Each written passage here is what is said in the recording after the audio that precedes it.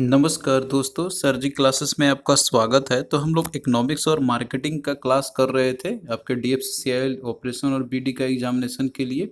और देखिए इसके पहले जो है एक लेक्चर हमने इसका ऑलरेडी कवर कर दिया है, तो जिन लोगों ने उसको नहीं देखा है तो आप लोग उसको देख लेना। लिंक इसका डिस्क्रिप्शन बॉक्स में दिया है, जो प्लेलिस्ट हमने बनाया हुआ है। और इसके पहले देखिए जो आपका हिस्ट्री ऑफ इंडियन रेलवे है आपका, तो वो जो है हमने ऑलरेडी फिनिश कर दिया है, उसका भी लिंक आपको डिस्क्रिप्शन बॉक्स में मिल जाएगा, जो प्लेलिस्ट हमने इसका अलग से बनाया हुआ है। और देखिए जो आपका इंडियन रेलवे हिस्ट्री और साथ में जो डीएफसीआईएल का जो हिस्ट्री का जो पीडीएफ है, तो इसका भी जो है हमने पूरा कंप्लीट पीडीएफ नोट्स बना दिया है। जितने भी लेक्चर्स हमने आपको पढ़ाया है क्लास में, तो वो जो है उसमें सारे कंटेंट आपको मिल जाएंगे। तो लिंक आपको जो है पीडीएफ का डिस्क्रिप्शन बॉक्स में आपको मिल जाएगा, तब लोग वहाँ जाके पीडीएफ को बाय कर सकते हैं। और देखिए दोस्तों, अगर आप लोग जो है और अच्छे से तैयारी करना चाहते हैं, खासकर आपका इंग्लिश और जीके का जो सब्जेक्ट है, तो आपके जितने भी एग्जामिनेशन अभी आपके होने वाले हैं आपके, जिसमें कि आपका ये एग्जामिनेशन है आपके HPCL, D triple S B, RSCB, HAL का और डीएफसीसीआईएल का भी, तो जिसमें भी आपका इंग्लिश और जीके के जो क्वेश्चन आपके आएंगे, तो इसका हमने कंप्लीट कोर्स भी लॉन्च किया हुआ है। तो आप लोग जो है ये कोर्स को आप लोग ज्वाइन कर सकते हैं। तो इसमें देखिए आपको जो है यहाँ पे लेक्चर दिया जाएगा, टॉपिक वाइज प्रोवाइड किया जाएगा, और सभी सब्जेक्ट के पीडीएफ भी आपको यहाँ पे दिया जाएगा सेपरेटली। जीके के आपके जितने ही पीडीएफ है आपको एक ही में कंबाइन करके दिया दिया जाएगा। और इसके साथ में इंग्लिश का आपको टेस्ट सीरीज भी रहेगा इसमें। तो ये देखिए केवल ओनली 199 रुपीज़ में ही आपको ये मिल जाएगा। तो इसके लिए आप लोग हमारा ऐप को डाउनलोड कर लेना, सर जी क्लास के नाम से ही ऐप है, तो जिसका लिंक जो है डिस्क्रिप्शन बॉक्स में आपको मिल जाएगा। और देखिए जब आप लोग ऐप को ओपन कीजिएगा तो इस तरीके का इंटरफेस आपको यहाँ पे दिखाई देगा। आप लोगों को स्टोर सेक्शन में जाना है रजिस्टर करने के बाद, और उसके बाद आपको कोर्स दिख जाएगा, और बाय करने के बाद आपको कंटेंट में जाना है। यहाँ पे आपको जो सारे लेक्चर्स आपको मिल जाएंगे। तो आप लोग अगर कम्प्रिहेंसिव वे में और साथ में एड्स फ्री अगर वीडियो देखना चाहते हैं, तो आप लोग जो इस कोर्स के थ्रू भी कर सकते हो। तो प्रीवियस क्लास में देखिए हमने देखा था इकोनॉमिक सिस्टम के बारे में, जितने भी डिफरेंट टाइप्स होते हैं। तो आज देखिए हम लोग डिफरेंट जो इकोनॉमीज होते हैं, जिसमें कि ब्रॉड वे में इनको स्टडी करके किया जाता है, स्टडी किया जाता है आपका। जिसमें कि आपका पहला है मैक्रो इकोनॉमिक्स, दूसरा आपका है माइक्रो इकोनॉमिक्स है। तो इसमें जो इम्पोर्टेंट है आपका टॉपिक्स हम लोग वो कवर करेंगे।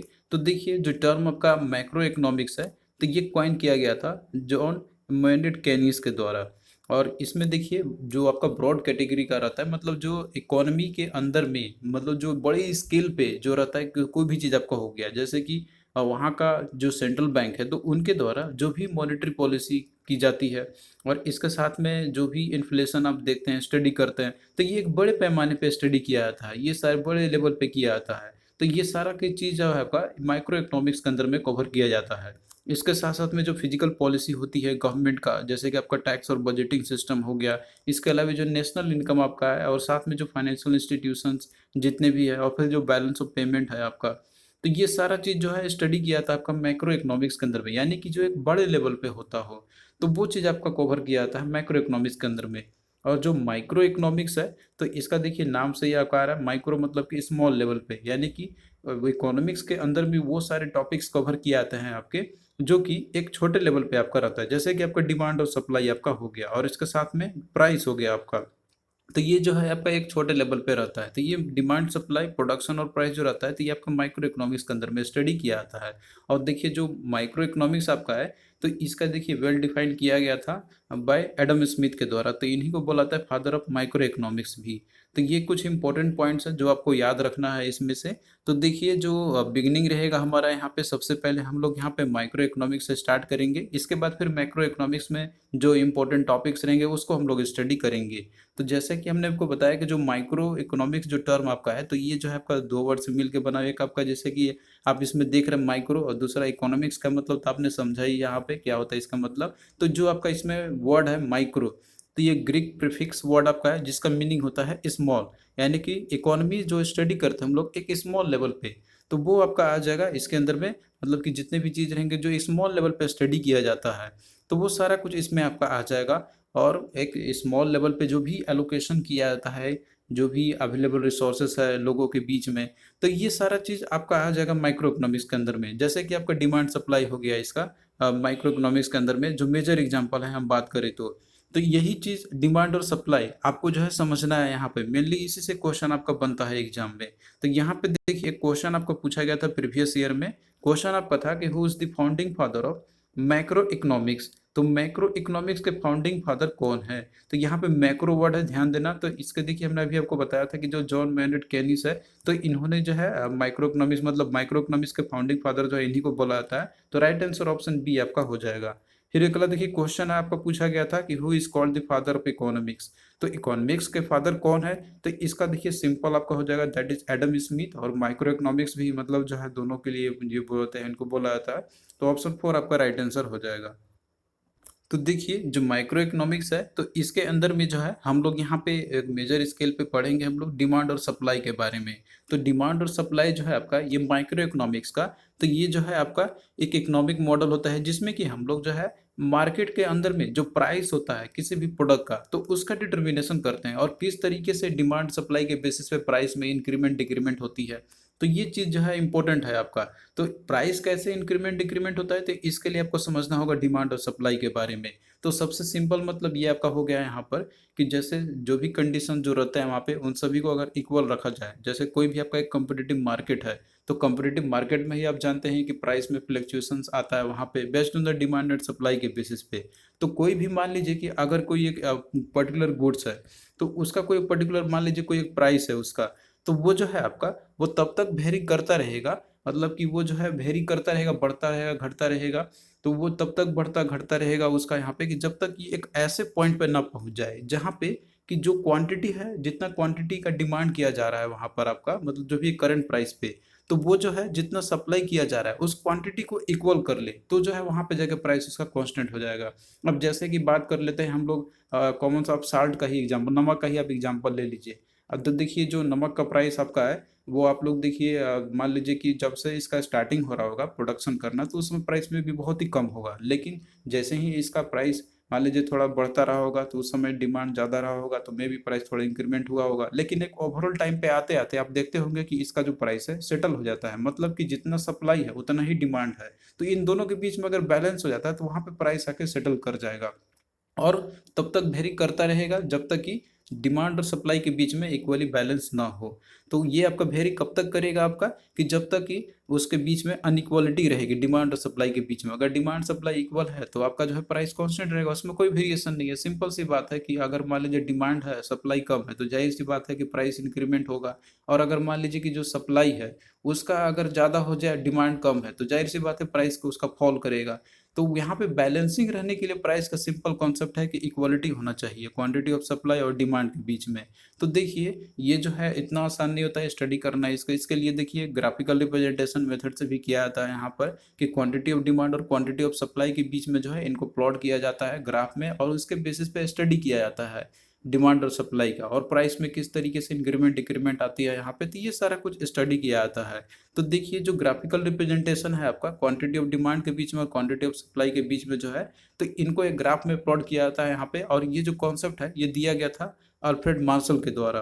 तो ये चीज़ इन्होंने देखिए किया था यहाँ पे कि जो प्राइस जो रहता है, जो प्राइस जो रहता है आपका यहाँ पे उनको वर्टिकल एक्सिस में यहाँ पे इन्होंने लिया था, और जो क्वांटिटी रहता है तो उनको इन्होंने हॉरिजॉन्टल एक्सिस पे लिया हुआ था। तो ये चीज़ देखिए आप लोग ग्राफ से ज़्यादा इसको आप अच्छे से समझ सकते हैं यहाँ पे। आप यहाँ पे देख सकते हैं कि जो प्राइस है तो इनको जो है लिया गया था आपका यहाँ पे, ये जब देख सकते हैं यहाँ पे जो वर्टिकल एक्सिस है और जो क्वांटिटी आपका ये हॉरिजॉन्टल एक्सिस पे इन्होंने लिया हुआ था। तो ये है आपका एक ग्राफ है, और यही चीज़ पढ़ाता है डिमांड सप्लाई के अंदर में, मतलब किस तरीके से डिमांड सप्लाई को आप शो करते हो ग्राफ में प्लॉट करके। तो बेसिकली देखिए डिमांड का अलग ग्राफ बनता है, सप्लाई का भी अलग ग्राफ बनता है यहाँ पे। और किसके बीच में कंपेरिजन किया जाता है, तो डिमांड और प्राइस के बीच में, और एक आपका रहता है सप्लाई और प्राइस के बीच में। तो यहाँ पे सबसे पहले जो है हम लोग देखेंगे डिमांड के बारे में, लेटर ऑन हम लोग सप्लाई के बारे में देखेंगे, क्योंकि ये दोनों जो है सेपरेटली आपको अच्छे से समझना होगा। तो सबसे पहले हम यहाँ पे बात करेंगे कि डिमांड डिमांड क्या होता है एक्चुअली में। तो देखिए एक सिंपल लैंग्वेज में यदि हम बात करते हैं, सिंपल लैंग्वेज में कह दिए डिमांड का मतलब होता है यहाँ पर आपका कि किसी भी गुड्स का डिजायर होना। यानी कि अब कोई भी गुड्स है तो उसका डिजायर होगा मार्केट के अंदर में कि हाँ लोगों के अंदर में डिजायरनेस है कि हाँ हमें ये उस गुड्स की ज़रूरत है। और उसके साथ साथ में इसमें सपोर्ट ये भी होना चाहिए कि उस गुड्स को जो है परचेज करने का जो है रेडीनेस भी होना चाहिए कंज्यूमर के अमाउंट में। मान लीजिए कि एक कंडीशन होता है कि वो डिमांड तो है, मतलब उनके पास डिजायर तो है, विलिंगनेस तो है उस प्रोडक्ट को खरीदने के लिए, लेकिन उनके पास एबिलिटी ही नहीं है, वो खरीद ही ना पाए, तो ये फिर डिमांड नहीं बनेगा। डिमांड जो है यहाँ पर आपका दोनों तरीके से मिल के बनता है, विलिंगनेस साथ में आपका एबिलिटी, तब जाके डिमांड बनेगा किसी प्रोडक्ट के लिए।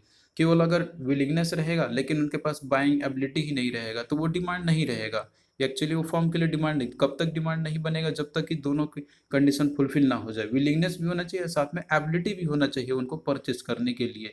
तो इसको बोलते हैं हम लोग डिमांड, सिंपल सा डेफिनेशन है इसका। अब देखिए जो डिमांड है आपका, तो ये ऐसा नहीं एक लॉ पे आपका ये चलता है, मतलब एक इसके पीछे भी एक लॉ होता है यहाँ पे कि इसका क्या एक लॉ दिया गया हुआ है यहाँ पे। तो देखिए इकोनॉमिक्स के टर्म में जो डिमांड आपका है, तो ये जैसे कस्टमर कोई भी होते हैं तो उनका जो है एक डिजायर को ये रिप्रेजेंट करता है।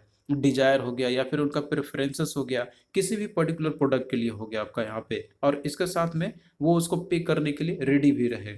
अब देखिए सभी का अलग अलग डिमांड रहता है किसी पर्टिकुलर प्रोडक्ट का। जैसे लैपटॉप की हम बात कर ले तो जो है सबका अलग अलग प्रेफरेंसेस रहता है, कोई डेल का लैपटॉप को प्रेफर करता है, कोई एप्पल का प्रेफर करते हैं यहाँ पे।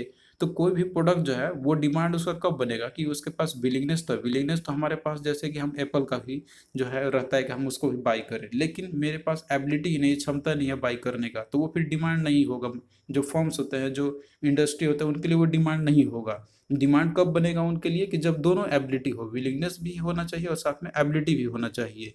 तो ये है लॉ ऑफ डिमांड का। तो सिंपल देखिए जो लॉ ऑफ डिमांड आपका यहाँ पर यही कहता है यहाँ पर आपका कि जैसे कि कोई भी अगर मान लीजिए क्वांटिटी है आपका, तो वो उसका किस तरीके से वेरी करेगा आपका यहाँ पे, तो वो टोटली डिपेंड करेगा आपका उसका प्राइस के बीच में। तो देखिए जो लॉ ऑफ डिमांड आपका है, तो ये सिंपल यही कहता है यहाँ पर कि जैसे प्राइस और जो क्वांटिटी ऑफ डिमांड है तो उसके बीच में एक इन्वर्स रिलेशनशिप होती है। इन्वर्स रिलेशनशिप कहने का मतलब ये हो गया यहाँ पर आपका कि जो क्वांटिटी ऑफ डिमांड है और जो प्राइस है उस प्रोडक्ट का, तो उसके बीच में एक इन्वर्स रिलेशनशिप आएगा। सिंपल सा मतलब ये हो गया यहाँ पर कि जैसे प्राइस है आपका, प्राइस उस क्वांटिटी का अगर मान लीजिए इंक्रीमेंट होता है, अगर इंक्रीज करता है, तो जो क्वांटिटी ऑफ डिमांड जो रहेगा ना उसका, तो उसमें क्या होगा वहाँ पे आप देखेंगे डिक्रीमेंट वहाँ पे आपका होगा।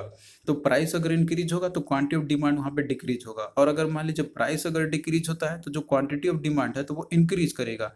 तो ये एक लॉ होता है डिमांड का। तो आप देखिए इसको जब ग्राफ में प्लॉट कीजिएगा, जैसे कि आपका क्वांटिटी हो गया हमने लिया यहाँ पर आपका एक्स एक्सिस में, जो कि आपका ये हॉरिजॉन्टल एक्सिस है, और वर्टिकल एक्सिस पे हमने प्राइस को लिया यहाँ पे, और कंपैरिजन करके देखा तो किस तरीके का कर्व आपका आएगा यहाँ पे। तो आप यहाँ पे देख सकते हैं ये है आपका डिमांड का कर्व है।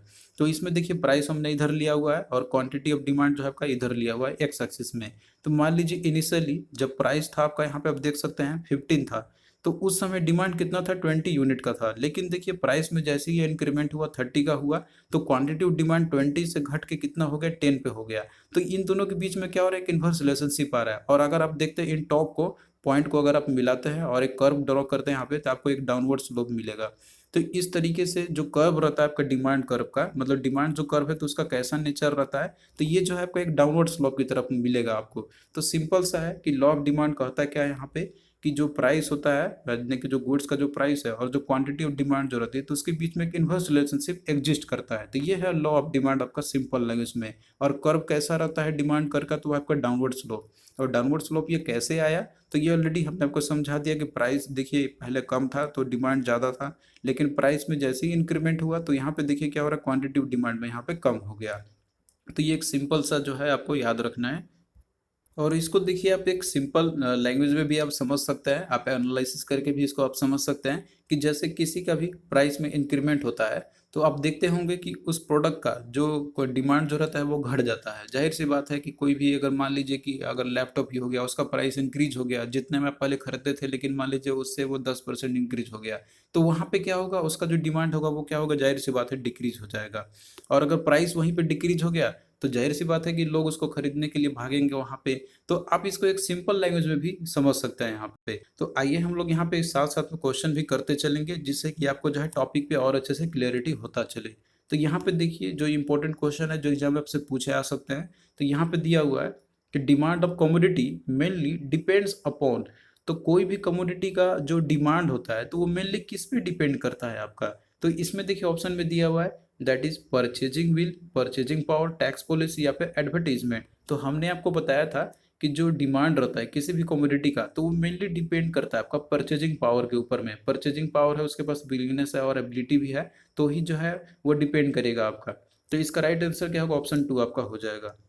फिर अगला देखिए क्वेश्चन आपका है कि when the price of a commodity falls we can expect, यानी कि जो अगर प्राइस है कमोडिटी का वो अगर फॉल करता है तो हम लोग क्या एक्सपेक्ट कर सकते हैं? तो यहाँ पे देखिए दिया हुआ है कि the supply to be increase or demand for it to be fall or the demand for it to stay constant or the demand for it to increase. अब यहाँ पे देखिए आपने लॉ देखा था, लॉ ऑफ डिमांड का क्या कहता है वहाँ पे कि जैसे अगर प्राइस के बीच में और जो रहता है आपका क्वांटिटी ऑफ डिमांड के बीच में एक इन्वर्स रिलेशनशिप एग्जिस्ट करता है। तो अगर प्राइस कमोडिटी का फॉल करता है मतलब कि डिक्रीज करता है, तो जाहिर सी बात है कि अकॉर्डिंग टू लॉ क्या होगा, यहाँ पे क्वांटिटी ऑफ डिमांड जो है वो आपका क्या होगा, यहाँ पे इंक्रीज करेगा। तो इस तरीके से राइट आंसर क्या होगा आपका यहाँ पे कि the demand for it to increase according to जो लॉ ऑफ डिमांड है आपका। तो राइट आंसर ऑप्शन 4 यहाँ पे हो जाएगा। फिर अगला देखिए क्वेश्चन है आपका यहाँ पे कि dash is a type of goods for which demand increases as its price rises. तो ये एक टाइप का गुड्स है आपका जिसका कि डिमांड जो है इंक्रीज करता है अकॉर्डिंग टू प्राइस राइज, मतलब अगर प्राइस इंक्रीज होता है तो डिमांड भी इंक्रीज करेगा। तो देखिए ये जो है आपका एक टाइप का गुड्स होता है, कुछ ऐसे भी गुड्स होते हैं कि जिसका अगर मान लीजिए अगर उसका प्राइस इंक्रीज करता है तो डिमांड में भी जो है उसका इंक्रीज कर जाएगा। लेकिन अपने लॉ ऑफ डिमांड में क्या पढ़ा था कि एक इन्वर्स रिलेशनशिप एग्जिस्ट करता है प्राइस और क्वांटिटी डिमांड के बीच में। तो ये जो है ऐसे टाइप के गुड्स कुछ होते हैं जो कि उस रूल को फॉलो नहीं करता, मतलब उस जो लॉ ऑफ डिमांड है उसको फॉलो नहीं करता है। तो इस तरह के देखिए जो गुड्स होते हैं उसको बोलते हैं हम लोग गिवन गुड्स हम लोग बोलते हैं। तो ऑप्शन सी इसका राइट आंसर हो जाएगा। अभी देखिए गिवन गुड्स क्या होता है इसको भी हम लोग समझेंगे यहाँ पे। तो देखिए गिवन गुड्स वो ऐसे गुड्स होते हैं जो कि लो प्राइस के होते हैं, मतलब जो एक लो इनकम गुड्स होते हैं आपके यहाँ पे, नॉन लग्जरी टाइप के गुड्स होते हैं आपके यहाँ पे। और वो जो होता है कि ज़रूरत के लिए इंपॉर्टेंट, मतलब कोई भी पर्सन के लिए लिविंग के लिए जो है वो इम्पोर्टेंट है। जैसे कि राशन का ही हम वो बोल लेते हैं। तो कोई भी देखिए अगर प्राइस उसमें इंक्रीज हो या डिक्रीज हो उससे मतलब नहीं है, अगर प्राइस इंक्रीज होगा तो ही लोग उसको खाएंगे ही खाएंगे, और अगर डिक्रीज होता तो वो उतना ही लेंगे जितना वो लेते थे, उसमें कोई इंक्रीमेंट डिक्रीमेंट नहीं होगा उतना ज़्यादा। तो ये जो है आपका क्या होगा गुफन गुड्स के अंदर में आपके आ जाएंगे। इसके अलावा कुछ और भी आपके रह जाएंगे यहाँ पर आपका, जैसे कि कुछ ऐसे प्रोडक्ट आपके रहेंगे जिनका कंजप्शन जो है उतना ही होगा आपका यहाँ पे, प्राइस अगर राइज फॉल अगर रहता है तो उतना ही रहेगा यहाँ पर, ज़्यादा उसमें कुछ बढ़ोतरी देखने को नहीं मिलेंगे। और अगर प्राइस इंक्रीज होता है तो और ज़्यादा कंज्यूम करेंगे उनको, जैसे कि आपका ब्रेड और साल्ट हो गया। ब्रेड का जब साल्ट का प्राइस चाहे कितना भी हो लोग तो उसको खाएंगे ही खाएंगे। और इसके साथ साथ में आपका देखिए गिवन गुड जो रहता है आपका यहाँ पे, तो इनका एक अपवर्ड स्लोपिंग कर्व रहेगा आपका यहाँ पे, जो कि फंडामेंटल जो आपने बताया था डिमांड कर्व का वो उसको उल्टा करता है, उल्टा चलता है ये। तो ये आपको बस केवल याद रखना है गिवन गुड्स क्या होता है, मतलब इनका जो है डिमांड इंक्रीज होता है प्राइस इंक्रीज होता है तब पर भी। अब यहाँ पे देखिए हम देखेंगे कि जो डिमांड है आपका तो उसके डिटर्मिनेंट्स क्या क्या होते हैं, मतलब कि जो डिमांड है किसी भी प्रोडक्ट का तो वो किस फैक्टर पे डिपेंड करता है, कैसे डिमांड जो है वो इंक्रीज डिक्रीज होता है पर्सनस का।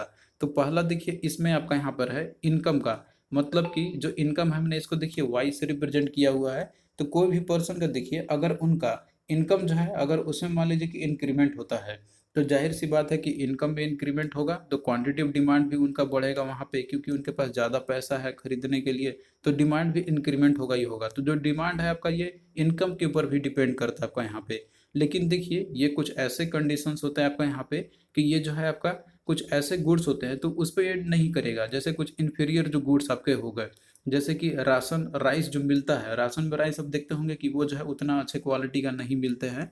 तो इसमें अगर मान लीजिए जो लोग पहले डिपेंडेंट होते थे कि केवल हमको राशन राइस पे ही जिंदा रहना है क्योंकि उनका इनकम उतना ही है, लेकिन अगर उनका इनकम में इंक्रीमेंट होगा किसी भी तरीके से तो जाहिर सी बात है कि वो राशन राइस जो मिलता होगा पहले उनको उस पर डिपेंडेंट वो नहीं होंगे।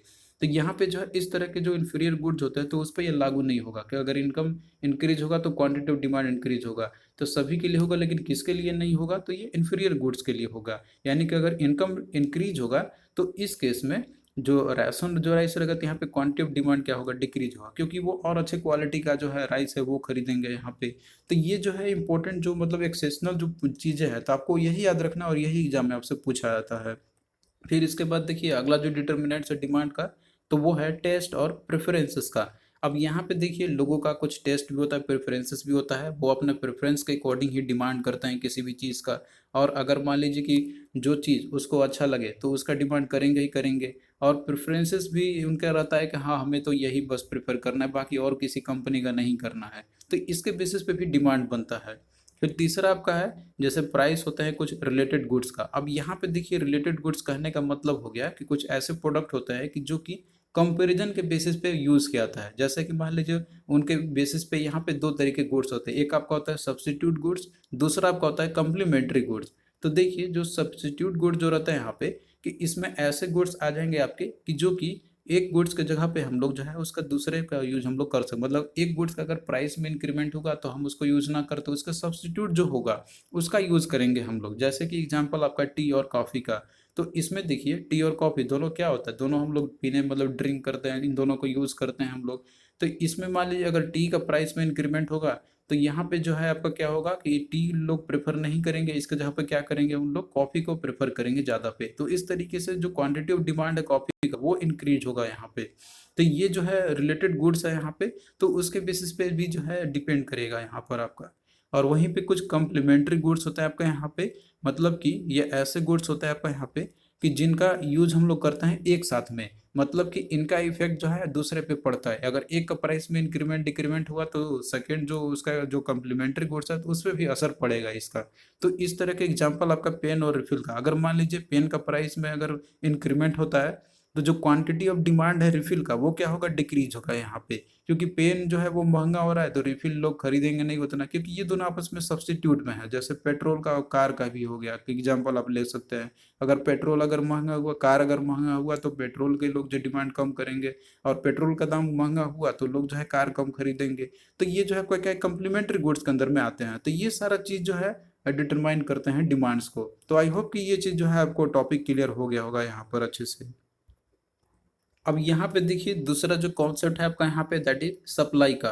तो सप्लाई क्या होता है और इसका एक लॉ जो होता है वो क्या कहता है यहाँ पे, इसको भी हम लोग समझेंगे यहाँ पर। तो देखिए सप्लाई जो है तो ये हम लोग यहाँ पे मैन्युफैक्चरर के टर्म्स में अंडरस्टैंड करेंगे हम लोग, क्योंकि देखिए जो सप्लाई होता है तो वो किसके द्वारा किया जाता है, ये जो मैन्युफैक्चरर जो होते हैं, जो इंडस्ट्रियल जो होते हैं, तो उनके द्वारा किया जाता है यहाँ पे। तो जैसे कोई भी प्रोडक्ट है आपका, तो अमाउंट ऑफ पर्टिकुलर प्रोडक्ट और सर्विसेज जो भी मैन्युफैक्चरर के द्वारा जो है वो ऑफर किए जाते हैं, और साथ में जो प्रोड्यूसर जो रहता है यहाँ पे एक सर्टेन जो कस्टमर्स को वो देते हैं यहाँ पर, तो उसी को हम लोग सप्लाई बोलते हैं। मतलब सप्लाई सिंपल लैंग्वेज में ये हो गया आपका यहाँ पे कि जो भी प्रोडक्ट और सर्विसेज जो एक मैन्युफैक्चरर के द्वारा जो ऑफर किए जाते हैं आपका यहाँ पे एक कस्टमर के लिए, या फिर जो एक इंडिविजुअल्स होते हैं उनके लिए, तो उसको बोलते हैं हम लोग सप्लाई। तो सप्लाई का देखिए इसका भी एक लॉ होता है यहाँ पे, जैसे प्राइस के बीच में और सप्लाई के बीच में, जैसे आपने वहाँ पे डिमांड और प्राइस के बीच में देखा था ग्राफ में प्लॉट करके, उसी तरीके से हम लोग यहाँ भी प्राइस और सप्लाई के बीच में भी ग्राफ प्लॉट करके देखेंगे। तो देखिए इसका एक लॉ होता है सप्लाई का। तो इस लॉ के अकॉर्डिंग क्या कहता है यहाँ पे कि जैसे कि जो सप्लाई होता है आपका और साथ में जो प्राइस होता है, तो इनके बीच में एक डायरेक्ट रिलेशनशिप होती है। सिंपल लैंग्वेज में ये कहने का मतलब हो गया कि there is a direct relationship between price and the quantity of supply, मतलब क्वांटिटी ऑफ सप्लाई के बीच में और प्राइस के बीच में एक डायरेक्ट रिलेशनशिप होती है। यानी कि कहने का मतलब ये हो गया कि अगर प्राइस इंक्रीज होगा तो क्वांटिटी ऑफ सप्लाई जो होगा आपका यहाँ पे क्या होगा, वो भी इंक्रीज होगा। और अगर प्राइस मान लीजिए डिक्रीज होता है तो जो क्वांटिटी ऑफ सप्लाई है वो क्या होगा आपका यहाँ पे डिक्रीज करेगा। अब देखिए यहाँ पे ये किस तरीके से हो रहा है आपको इसको समझना होगा। तो यहाँ पे आप समझ सकते हैं फर्म्स के अकॉर्डिंग, आपको यहाँ पे जो मैन्युफैक्चरर्स होते हैं आपको उनके पर्सपेक्टिव से इसको समझना है। अब जैसे कि देखिए यहाँ पे प्राइस में इंक्रीमेंट होने का मतलब है कि जो फर्म्स है जो मैन्युफैक्चरर्स है उनका जो इनकम है उसमें जनरेशन होना, उनका जो है मुनाफा बढ़ना, उनका प्राइस में इंक्रीमेंट होना। यहाँ पे हम जो एक कस्टमर जो होते हैं उनकी हम बात नहीं कर रहे हैं यहाँ पे। सप्लाई जो टर्म्स है ये टोटली समझाता है मैन्युफैक्चरर के टर्म्स में। तो जाहिर सी बात है अगर उनका इनकम अगर बढ़ रहा है, प्राइस मतलब उनकी बढ़ रही है यानी कि प्रॉफिट को ज़्यादा अर्न कर रहे हैं, तो जाहिर सी बात है कि वो सप्लाई और ज़्यादा करेंगे। क्योंकि जाहिर सी बात है कि प्रॉफिट कब होगा उनको, जब उनकी जो गुड्स है या फिर जो भी सर्विसेज जो दे रहे हैं वो, तो उसका ज़्यादा से ज़्यादा लोग यूज़ कर रहे हैं, ज़्यादा डिमांड है उनका, तभी तो वो सप्लाई करेंगे ज़्यादा। तो जाहिर सी बात है कि जितना ज़्यादा प्राइस उनको मिलेगा, मतलब प्राइस में इंक्रीमेंट होगा उनका, तो क्वांटिटी ऑफ सप्लाई भी वो ज़्यादा करेंगे। और वहीं पे अगर क्वांटिटी प्राइस जो है अगर डिक्रीमेंट होता है यहाँ पे, यानी कि जो उनको मिल रहे होंगे पैसे वो कम मिलेंगे, तो वो उतना प्रोड्यूस नहीं करेंगे, तो जाहिर सी बात है वो सप्लाई को कम कर देंगे। तो आई होप कि ये चीज़ जो है आप लोग सिंपल लैंग्वेज में समझ गए होंगे किस तरीके से डायरेक्ट रिलेशनशिप होता है प्राइस और क्वांटिटी ऑफ सप्लाई के बीच में। तो प्राइस इंक्रीज होगा तो फर्म ज़्यादा इंक्रीज करेंगे अपना सप्लाई को, ताकि जो है अपना प्रॉफिट को जो है मैक्सिमाइज कर सके। और अगर प्राइस डिक्रीज होगा तो वो जो है अपना सप्लाई को डिक्रीज कर देंगे, क्योंकि वो घाटा तो नहीं सहेंगे यहाँ पे। तो ये चीज़ आपका चलते रहता है दोनों के बीच में। तो यहाँ पे देखिए इसको भी अगर हम ग्राफ में प्लॉट करेंगे जिस तरीके से आपने जो है वहाँ पे ग्राफ में देखा था डिमांड कर्व का, तो यहाँ पे भी सप्लाई कर्व का भी हम लोग देखेंगे। तो देखिए यहाँ पे क्वांटिटी ऑफ सप्लाई आपका जो है एक्स एक्सिस पे हमने लिया हुआ है, यानी कि ये जो आपका हॉरिजॉन्टल एक्सिस है, और जो वर्टिकल एक्सिस यानी कि जो वाई एक्सिस है इसमें हमने प्राइस लिया हुआ है। तो आप यहाँ पे देखिए जब प्राइस था 50, तो उस समय क्वांटिटी ऑफ सप्लाई यहाँ पे देखिए 10 था, लेकिन जैसे ही प्राइस इंक्रीमेंट हुआ, जो फर्म है उनका प्राइस जो है, प्रॉफिट जो है मान लीजिए इंक्रीज होकर 30 हो गया, तो जाहिर सी बात है वो सप्लाई इंक्रीज करेंगे तो यहाँ पे कितना हो गया आपका 20 हो गया। तो आप यहाँ पे देख रहे हैं कि अगर दो पॉइंट को जो टॉप मिल रहा है आपको यहाँ पे दोनों को ज्वाइन करते हैं तो ये जो मिलेगा आपको इस तरीके का स्लोप मिलेगा। तो ये सप्लाई कर्व है जो कि आपका कैसा है, एक अपवर्ड स्लोप है, यानी कि अपवर्ड बनता है। यहाँ पे डिमांड कर्व कैसा आपका था, तो वो डाउनवर्ड था। तो इसको भी आप लोग याद रखना, ये भी पूछा आता है कि सप्लाई कर्व कैसा आपका रहता है, तो ये एक अपवर्ड स्लोप होता है, और डिमांड कर्व कैसा रहता है तो आपका एक डाउनवर्ड स्लोप रहता है आपका यहाँ पे। तो ये चीज़ इंपॉर्टेंट है, आपको याद रखना है। तो ये जो फीचर्स है आपका सप्लाई कर्व का, कि अपवर्ड स्लोप बनता है जो कि आप यहाँ पे देख रहे हैं, और जो प्राइस है और सप्लाई है उसके बीच में एक डायरेक्ट रिलेशनशिप होता है। जिस तरीके से डिमांड कर्व में आपने देखा था कि वहाँ पे एक डाउनवर्ड स्लोप होता है, और कैसा इनडायरेक्ट रिलेशनशिप होता है प्राइस और क्वांटिटी ऑफ डिमांड के बीच में। तो आपको जो है ये याद रखना है, यहाँ पे इम्पोर्टेंट है। तो जिस तरीके से देखिए आपने वहाँ पे देखा था डिमांड का जो डिटर्मिनेंट जो होते हैं, उसी तरीके से यहाँ भी हम लोग देखेंगे कि सप्लाई के डिटर्मिनेंट्स क्या होते हैं। मतलब कि जो सप्लाई है तो ये कौन कौन से फैक्टर पे डिपेंड करता है। तो पहला है प्राइस। प्राइस जो कि हमने ऑलरेडी इसमें आपको समझा दिया यहाँ पे कि प्राइस में अगर इंक्रीमेंट होता है तो सप्लाई भी इंक्रीमेंट होगा, क्वांटिटी ऑफ सप्लाई। फिर इसके बाद है दूसरा फैक्टर है इसका कॉस्ट ऑफ प्रोडक्शन का। तो देखिए कॉस्ट ऑफ प्रोडक्शन कहने का मतलब हो गया कि जो मैन्युफैक्चरर्स है वो जो प्रोडक्शन कर रहे हैं किसी भी गुड्स का, तो वहाँ पे वो अपना रॉ मटेरियल्स लगाए होंगे, लेबर्स लगाए होंगे, और साथ में जो रेंट भी पे कर रहे होंगे जहाँ पे उन्होंने इंडस्ट्री सेटअप किया हुआ होगा। तो अगर मान लीजिए कॉस्ट ऑफ प्रोडक्शन में यही सब आपका आता है, लेबर हो गया, रॉ मटेरियल्स हो गया और बाकी जो रेंट हो गया, तो अगर इसमें इंक्रीमेंट होता है, मतलब कि जो कॉस्ट ऑफ प्रोडक्शन है अगर वो इंक्रीमेंट हो जाएगा, जाहिर सी बात है कि उनका पैसा ज़्यादा लग रहा है यहाँ पे प्रोडक्शन करने में, तो जाहिर सी बात है कि वो सप्लाई कम करेंगे, क्योंकि कॉस्ट ऑफ प्रोडक्शन कम होना चाहिए तो ही जो है हम लोग ज़्यादा से ज़्यादा सप्लाई कर सकते हैं। तो ये भी एक डिटर्मिनेंट होता है सप्लाई कम करने का। फिर तीसरा आपका है टैक्सेशन का भी। तो देखिए टैक्स जो है सरकार लगाती है फॉर्म के ऊपर में, तो अगर मान लीजिए टैक्स जो है इंक्रीज कर देती है सरकार, तो जाहिर सी बात है कि वो अपना सप्लाई कम कर देंगे, क्योंकि वो ज़्यादा टैक्स पे करेंगे तो उनको प्रॉफिट ज़्यादा नहीं होगा। तो टैक्स अगर इंक्रीमेंट होगा तो सप्लाई कम होगा, टैक्स अगर रिडक्शन होगा तो सप्लाई ज़्यादा होगा। तो ये कुछ डिटर्मिनेंट्स है सप्लाई के।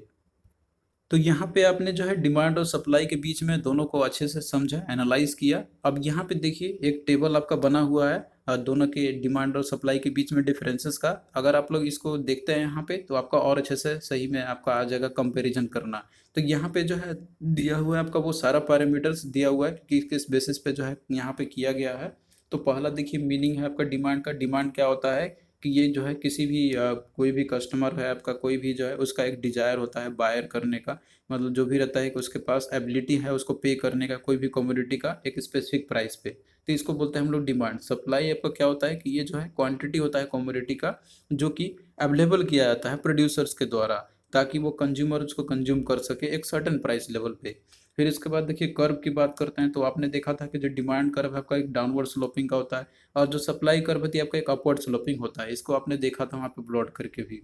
इंटर रिलेशनशिप क्या है दोनों के बीच में, तो देखिए जो डिमांड कर्व आपका रहता है यहाँ पे, तो अगर इसमें प्राइस में अगर आप देखते हैं कि अगर इंक्रीज होता है तो डिमांड आपको क्या करेगा, यहाँ पर आपको वो डिक्रीज करेगा। मतलब कि इन्वर्स रिलेशनशिप एग्जिस्ट करता है, डिमांड इंक्रीज करेगा तो यहाँ पे क्या आपका जो है प्राइस सप्लाई डिक्रीज करेगा, यहाँ पर आपका दोनों के बीच में यहाँ पे सॉरी किया जा रहा है इंटर रिलेशनशिप, मतलब डिमांड और सप्लाई के बीच में।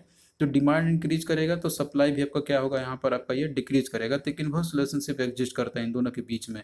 और वहीं पे जो सप्लाई जो है आपका यहाँ पे, तो ये देखिए सप्लाई इंक्रीज करेगा आपका, डिमांड डिक्रीज करेगा, तो यहाँ भी एक इन्वर्स रिलेशनशिप एग्जिस्ट करता है दोनों के बीच में।